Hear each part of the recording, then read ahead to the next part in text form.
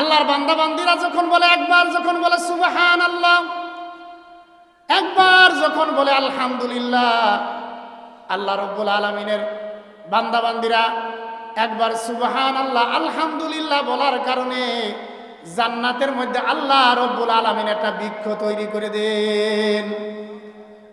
হাদিসে বলা হয়েছে বৃক্ষটা কত বড়, বলা যায় বৃক্ষটা এত বড়, তার ছায়াটা এত বড়, যদি কোনো দ্রুতগামী তেজি ঘোড়া 500 বছর যদি ওই দৌড়াতো তবু ওই গাছের ছায়া দৌড়ায় শেষ করতে পারত না।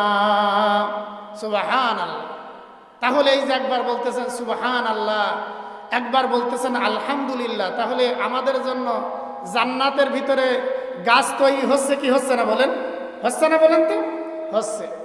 এজন্য প্রিয় ভাইরা আমার, এই যে মাগরিব থেকে এশা পর্যন্ত আল্লাহ তাআলার বান্দা বান্দিরা বসতে চায় না, কিন্তু এই মাগরিব থেকে এশা পর্যন্ত এই সময়টা হচ্ছে অত্যন্ত বরকতময় সময়।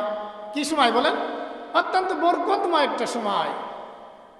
আল্লাহ রাব্বুল আলামিন পবিত্র কুরআনুল কারীমের মধ্যে বলছেন, ইয়া আইয়ুহাল্লাযীনা আমানু যকুরুল্লাহা যিকরান কাসীরা ওয়াসাব্বিহুহু বুকরাতাও ওয়া আসীলা। আল্লাহ রাব্বুল আলামিন ইরশাদ করেন, ও ঈমানদার বান্দা বান্দিরা, তোমরা আমি আল্লাহ রাব্বুল আলামিনের নামে জিকির বেশি বেশি পরিমাণ করো। বিশেষ করে সকাল এবং সন্ধ্যায়। কোন টাইমে বলেন? বিশেষ করে সকাল এবং সন্ধ্যায় আমি আল্লাহ রাব্বুল আলামিনের নামে জিকির বেশি বেশি পরিমাণ করো। সেই সময়টা হলো এই সময়, ঠিক কিনা বলেন? এই যে সন্ধ্যার একটা সময়, এটা হলো বরকতময় একটা সময়।